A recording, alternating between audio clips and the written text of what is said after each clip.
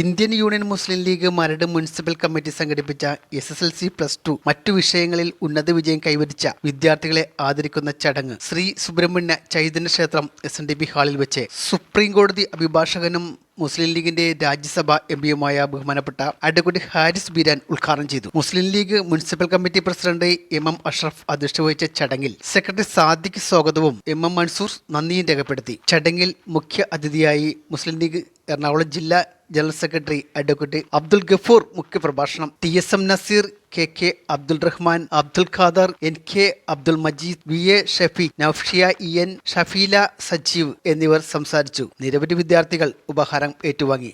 നിങ്ങളുടെ എല്ലാവരുടെയും മുഖം കാണുമ്പോൾ തന്നെ വളരെ പ്രസന്നതയോടുകൂടി ഇവിടെ ഇരിക്കുന്നു. കുറെ നാളുകളായിട്ട് നിങ്ങളുടെ കഠിനാധ്വാനം, ആ അംഗീകാരം കിട്ടിക്കഴിഞ്ഞാൽ അത് വലിയ രീതിയിലുള്ള പ്രചോദനവും പ്രോത്സാഹനവും ആകുമെന്നുള്ളത് യാതൊരു സംശയവുമില്ല. ഇന്നിപ്പോ 10ാം ക്ലാസ്സിലെ നിങ്ങളുടെ വിജയം കൊണ്ട് ഇവിടെ ഇരിക്കുകയാണെങ്കിൽ തീർച്ചയായിട്ടും ഇതിന്റെ ഒരു പ്രചോദനം എന്ന് പറയുന്നത് 12ാം ക്ലാസ്സിൽ ഇതിനേക്കാളും നല്ല മാർക്ക് മേടിച്ചിട്ട് നിങ്ങളുടെ ഭാവി സുരക്ഷിതമാക്കുന്ന രീതിയിലേക്ക് പോവുക എന്നുള്ളതാണ്. അത് തന്നെയാണ് ഇവിടുത്തെ ഈ പറയുന്ന ഈ പരിപാടി ഓർഗനൈസ് ചെയ്യുന്ന ആളുകളായിട്ടുള്ള ഞങ്ങളുടെ എല്ലാവരുടെയും ആഗ്രഹവും അത് തന്നെയാണ്. വികസിച്ചത് എപ്പോഴാണ് നമുക്കറിയാം. ഈ ബൈപ്പാസ് വന്നതിന് ശേഷമല്ലേ വികസിച്ചത്. എന്റെ തലമുറയിലുള്ള ആളുകൾ, അതായത് നിങ്ങളുടെ മാതാപിതാക്കൾക്കെങ്കിലും അറിയുമോ അത്? ഇവിടെ ഈ സ്ഥലത്ത് കൂടി ഒന്നും നമ്മൾ ആരും പോകാറുണ്ടായിരുന്നില്ല. ഇവിടെ നിന്ന് ഒന്ന് എറണാകുളത്തേക്ക് വരണമെങ്കിൽ തന്നെ എത്ര ബുദ്ധിമുട്ടായിരുന്നു. ബോട്ടൊക്കെ കയറിയിട്ടല്ലേ വരാൻ പറ്റുള്ളായിരുന്നു. അപ്പൊ ആ സമയത്ത് പഠിക്കുന്ന ആളുകളുടെ കാര്യം ഒന്ന് ഓർത്ത് നോക്കിയേ. നടന്നു പോയിട്ടും ബോട്ടിൽ കയറിയിട്ടൊക്കെയാണ് എറണാകുളത്ത് വന്നിട്ട് പഠിച്ചത്. നിങ്ങൾക്ക് ചാൻസ് കിട്ടുന്നത് അവിടെ നിങ്ങൾക്ക് ഓടിപ്പോകും. ഒറ്റ കാര്യം മാത്രമാണ് ഞാൻ നിർത്തുകയാണ്. നിങ്ങൾ സർക്കാർ സർവീസുകളിലും ജോലി കിട്ടാനുള്ള ശ്രമം നടത്തണം. കാരണം ബ്യൂറോക്രസി എന്ന് പറയുന്നത് വളരെ ശക്തമായിട്ടൊരു സ്ഥലമാണ്.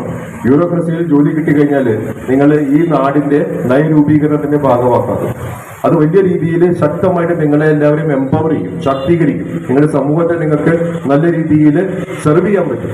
അതേപോലെ തന്നെ ജുഡീഷ്യറിയുടെ കാര്യം.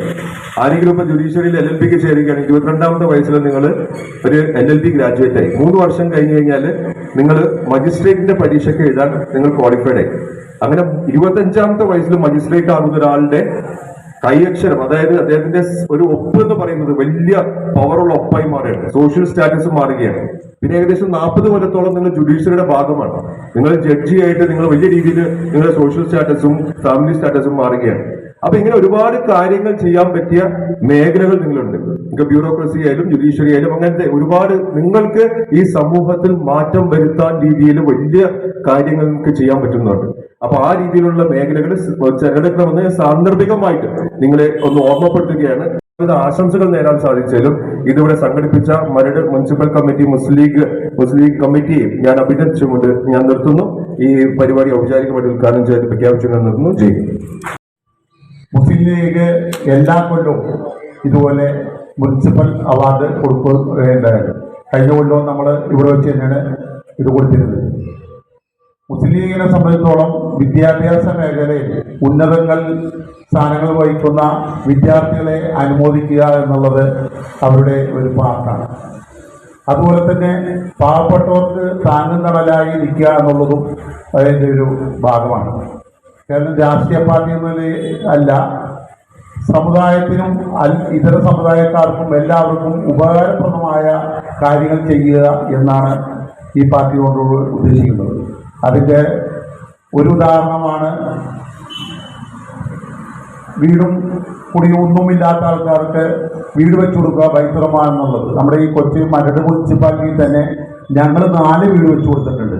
അതിൽ ഒരു വീട് നമ്മുടെ തൊട്ടടുത്ത സമുദായക്കാരായ ആൾക്കാർ വെച്ചു കൊടുത്തിട്ടുണ്ട്. അതുപോലെ തന്നെ സംസ്ഥാന ഒട്ടുക്ക് CH സെന്റർ പോലെയുള്ള സ്ഥാപനങ്ങളുണ്ട്. എന്ന് വെച്ചാൽ ക്യാൻസർ പേഷ്യൻറ്റുകൾക്ക് ഫ്രീ ആയിട്ട് അവർക്ക് ബൈസ്റ്റാൻഡർക്ക് അടക്കം താമസിക്കാൻ പറ്റിയ എല്ലാ ക്യാൻസർ സെന്ററുകളിലും ഇതുപോലത്തെ സ്ഥാപനങ്ങളുണ്ട്.